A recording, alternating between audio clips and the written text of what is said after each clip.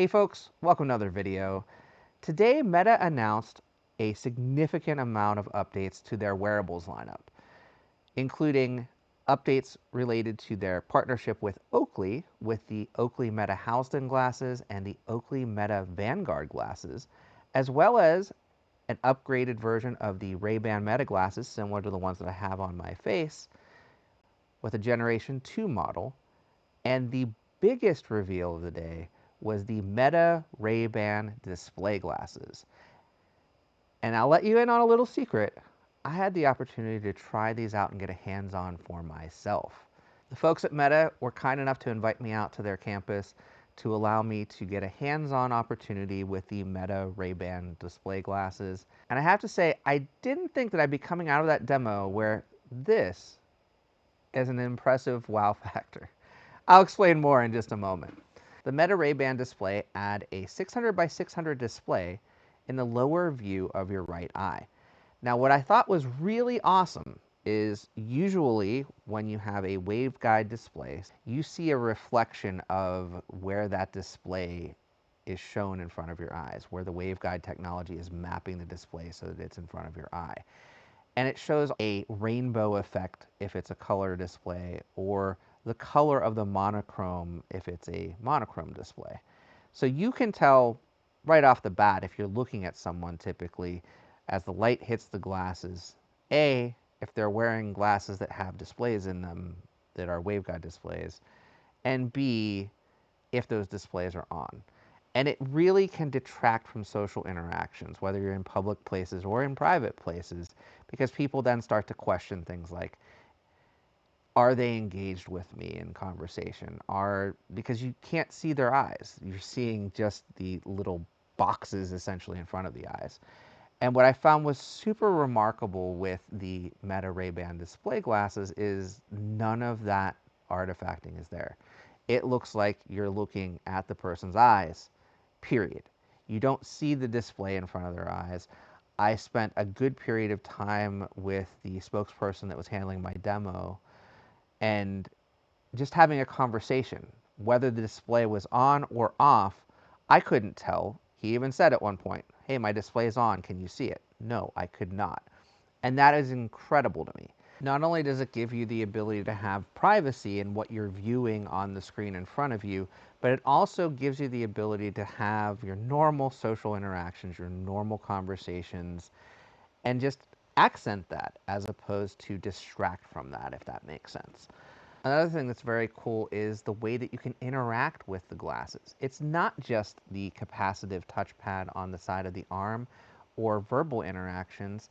These glasses are shipping with the Meta Neuroband, which is just a strap interface that you put on your wrist, and it can gauge your motor functions from your wrist. So gestures similar to this or this or this can be picked up and super precise and very accurate.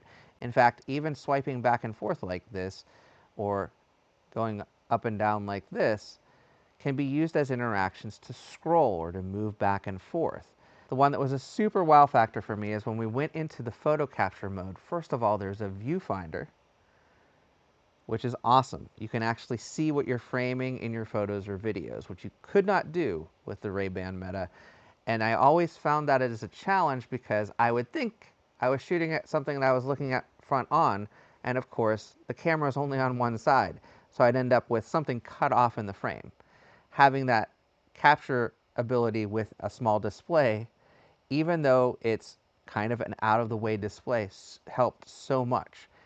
And by turning like this, added a new superpower, the ability to zoom. And it impressed me. It was a huge surprise to me. It was something I didn't expect to see coming.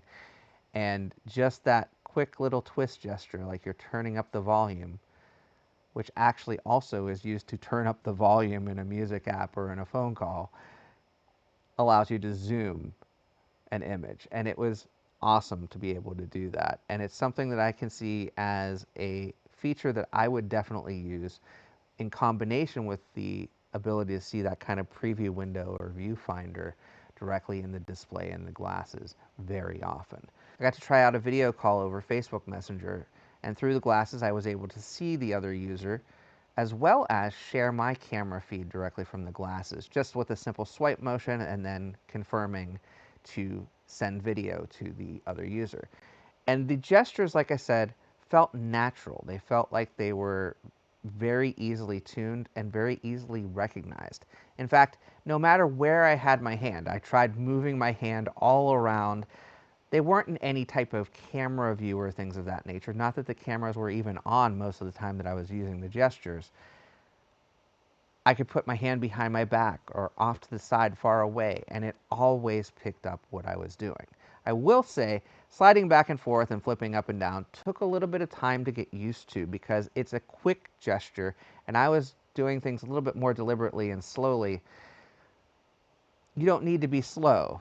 And once you get the rhythm of it, it works really, really well. And it's definitely an improvement over the clunky interface of swiping on the touchpad up and down or left and right, or trying to use verbal interactions, particularly when you're in an environment where you don't want to disturb other users by talking to yourself, if that makes sense. The glasses do retain the ability to use the capacitive touchpad or verbal controls. The Meta Neural Band is just adding that additional option for interaction. And it's one that I think is a very positive one. Now, the question that I know is going to come up from people is, does this wristband read your mind? And while it's a brain-computer interface, it is really just focused on your muscle motor skills with your hands and your wrist. And from reading a little bit further into their research and their trials with this product, it's something that will work with people that do have disabilities where they have trouble touching their fingers, or they have trouble with spasms or with tremors or things of that nature. So they are making a product that's accessible. A way that it's also accessible is through captioning. Live captioning is available on the glasses. You can enable it through Meta AI. They simulated being in a loud cafe. So the people in the room, there were probably a dozen people in the room at the time, were having side conversations all over the room. Somebody put music on. It sounded like you were in a loud cafe. And because of the way that they have the beam forming from the microphones on the glasses, the way that the captioning was functioning was only the person that was directly in my line of sight was being picked up by the glasses. So if I turned the glasses, I could no longer see the captions from that person. But if I looked at the person, gave them meaningful eye contact, and actually was interacting with a single person, it would pick up their conversation and their conversation only. And I think that's a feature that not only helps in noisy environments, but for people that have challenges with hearing in general or hearing loss.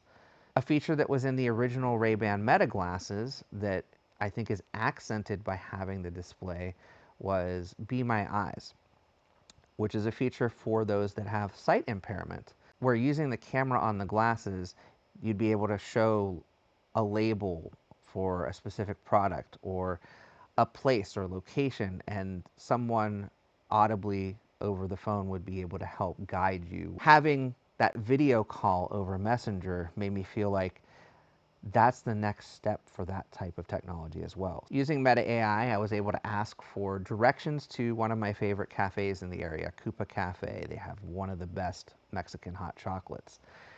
And what was really cool was it actually displayed the map image and followed where you were going on the display. So if I moved around the room, it would know the direction I was moving around the room. And if, of course, I was on foot and trying to get there, that display of the map would be present. But I could also keep my eyes focused on the direction I was walking.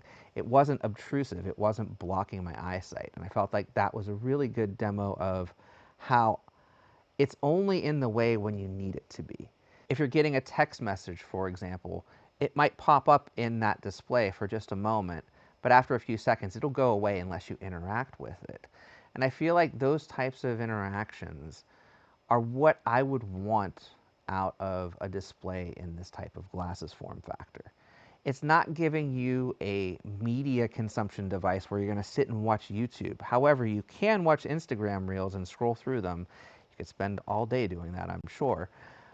But this is not something that you're using as a television replacement. This is something you're using to accent your daily life. And I feel like it's enabling things that you wouldn't even think of. When I left the demo, I was full of different use cases for these glasses. And I will tell you, absolutely, when these start shipping on September 30th, I want a pair, and I will pick up a pair of these, and they will replace my current Ray-Ban Metas as my daily drivers, as the glasses that I will use on a regular basis. You can add your prescription to the lenses, and all of the lenses do have transitions. So you can wear these indoor or outdoor. The other thing I was very surprised about is how well I could continue to read the display outdoors. The combination of the brightness of the display and the transition lenses in any lighting condition worked really well. The clarity and readability was definitely evidence. It's a 42 pixel per degree display, and I was able to read text whether I'm looking into shadows, looking directly at a bright light. Now at this point you're probably wondering two things. What's the battery life like? For mixed use, they said the battery life is around 6 hours in the glasses, and using the charging case, it can be up to 30 hours if you continue to use the charging case to charge when it starts to go down. The charging case looks a lot like this one that came with the Ray-Ban Metas, but it has something that's very awesome. It's collapsible, so it can fit in your pocket, folds flat and fits in your pocket. What I find myself doing often with this charging case is I'll set it down, and then I might forget it. If I have the ability to fold that case up, I can actually just pocket it, keep it with me throughout the day. If I need to top up the glasses, I just unfold it, put the glasses in. And the other question that's probably most important to people is, what's the price point on this? How much does it cost to buy these? And I will say that I went into this demo and I was under the impression this level of technology would cost over $1,000 for sure. Having the metaneural band combined with the display in the glasses, I didn't think it would be under that price point. And when they showed the price of $799 as the starting price point, $799, including both the glasses with display and the metaneural band, shocked me in a good way, a very positive way. And I feel like for people that are purchasing these, you're going to get $799 worth of return value very quickly because of all of the different utility that you can get from these glasses, whether it be regular captioning, whether it be navigation when you're in unfamiliar or even familiar locations, translation, live translation with subtitling, essentially when you can have a conversation with someone in a foreign language and get most of that conversation translated through Meta AI pretty accurately. There's so much to these glasses, and there's so much more potential for them as well. I didn't even touch on all of the features that were available that were part of my demo, just the things that I felt were the most important and most impactful. I hope you enjoyed this video. I will be back with more content soon. Until next time, get out there and enjoy some VR, AR, or awesome wearables for yourself, and thanks for watching. Bye-bye now.